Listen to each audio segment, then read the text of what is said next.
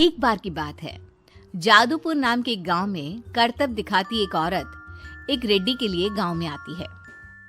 आइए आइए मेहरबान कदरदान, खाइए रोहड़ा के ताजे ताजे केले। कभी खाए नहीं होंगे ऐसे केले, पीले पीले केले खाइए।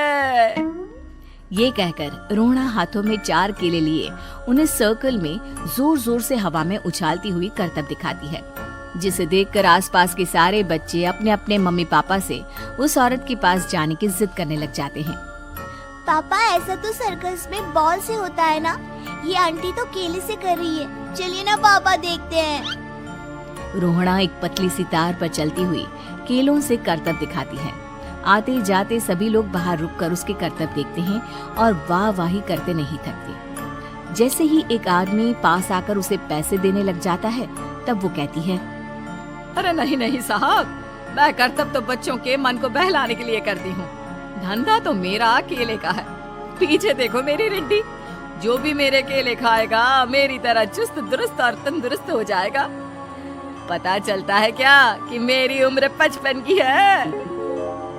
अरे पर ऐसे ठंड के मौसम में कोई केला क्यों खाएगा?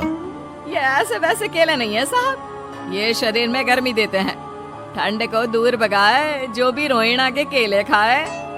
पापा, अगर मुझे केले नहीं मिले तो मैं घर नहीं जाऊंगी। तभी उसके पापा कहते हैं कि बेटा, केले ठंड में कभी गर्मी नहीं देते। ये सब कहने की बातें हैं, सामान बेचने का तरीका है इनका। पर पिंकी नहीं मानती। मैं केले खाऊंगी। पिंकी की जिद के आगे नत्थू हार जाता है और उसे केले खरीद कर दे देता है। पिंकी खुश होकर केले घर ले आकर खाती है। अब मैं भी करतब करूंगी, कितना मजा आएगा। जादुई केले। पिंकी पहला केला खत्म भी नहीं करती कि वो बेहोश हो जाती है। दूसरे केले से एक काला धुआं आता है और रोहड़ा चुड़ैल बनकर बाहर निकल आती है। मेरे भूतिया केले बच्चे न खाए, ऐसा हो ही नहीं सकता। जादूपुर वालों, कब तक बचोगे? आ गई हूँ मैं रोहड़ा, जिसका कोई नहीं कर सकता सामना। रोहड़ा पिंकी को गोद में उठाकर काले धुएं में कहीं गायब हो जाती है। शाम के वक्त नत्थू घर लौटता है और पिंकी को घर में ना पाकर उसकी माँ से कहता है, माँ पिंकी कहाँ है? अरे बेटा, उसे तो तू सुबह करतब दिखाने ले गया था ना, फिर कहाँ वापस आए तुम दोनों? मुझे लगा तू उसे अपने साथ मंडी ले गया होगा। हे भगवान, मेरी बच्ची कहाँ गई?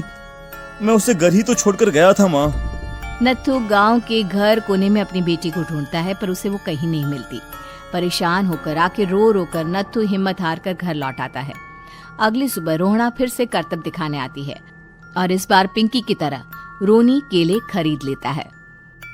50 रुपए दिए थे पापा ने, सारे पैसों की मैंने केले खरीद लिए हैं। अब मैं भी आंटी की तरह ही करतबबाज बन जाऊंगा। यही सोचते हुए रोनी केले खाता है और पहला अकेला केला आधा खत्म भी नहीं करता कि चुड़ैल उसके सामने आ जाती है। मेरे साथ चलने का समय आ गया है रोनी। ये तो बस शुरुआत है। अब इस गांव के सारे बच्चे धीरे धीरे मेरे कब्जे में होंगे, एक बच्चा भी नहीं बचेगा। ये कहकर रोना रोनी को गोद में लेकर काले धुएं में अदृश्य हो जाती है। इसके बाद हर रोज गांव में से कोई ना कोई बच्चा गायब होता, पर ऐसा क्यों हो रहा है किसी को भी समझ में नहीं आ पा रहा था। रोज की तरह अपनी बेटी पिंकी की तलाश में नत्थू गांव के एक तालाब के पास बैठा रो रहा था। कहाँ गई मेरी पिंकी? शकुंतला के जाने के बाद एक वही तो मेरा सहारा थी। अरे उसकी आत्मा कोस रही होगी मुझे कि मैं अपनी बच्ची को संभाल भी नहीं पाया। नत्थू ये कहता हुआ रो ही रहा था कि तभी तालाब में से उसे शकुंतला की आवाज सुनाई देती है। कहाँ थी तुम शकुंतला? हमारी बच्ची और सारे गायब हुए बच्चे रोहड़ा के कब्जे में हैं। वो बच्चों को जो केले देती है उससे बच्चे बेहोश हो जाते हैं और उसके कब्जे में आ जाते हैं और वो उन्हें ले जाकर काली दुनिया में ले जाती है। पर वो ऐसा क्यों कर रही है? ये मैं नहीं जानती, पर उस दुनिया का रास्ता मैं आपको बता सकती हूँ। जहाँ ये नदी खत्म होती है वहाँ एक केले का पेड़ है, उसके नीचे एक दरवाजा है, वहीं से रास्ता जाता है उस दुनिया का। ये कहकर शकुंतला की आत्मा गायब हो जाती है। गांव के सभी लोग झुंड बनाकर उसी रास्ते से काली दुनिया में चले जाते हैं और वहां देखते हैं कि सारे बच्चे वहां काम कर रहे थे। पापा मुझे ले चलो यहाँ से। पापा पापा। सभी बच्चे अपने मम्मी पापा से लिपट जाते हैं। तो तुम लोग यहाँ तक आ गए? क्यों हमारे बच्चों को पकड़ लिया तूने? तुझे शिकार ही बनाना है तो ले, हम सब आ गए हैं, हमें खा ले। नहीं, मुझे बच्चे चाहिए, मेरे बच्चे के बदले तुम लोगों के बच्चे। क्या मतलब? मैं इसी गांव में रहने वाली एक औरत थी। केले की चोरी के इल्जाम में मेरे बेटे को गांव वालों ने इतना मारा कि वो मर गया। उसी दिन मैंने ठान लिया कि गांव वालों का भी वही हाल करूंगी। कुछ दिन बाद बेटे के चले जाने के दुख में मैं भी मर गई और मेरी भटकती आत्मा एक चुड़ैल बन गई। और फिर मैंने बदला लिया तुम सबके बच्चे छीनकर। बर्दाश्त नहीं कर पाए ना, सोचो मुझ पर क्या बीती होगी।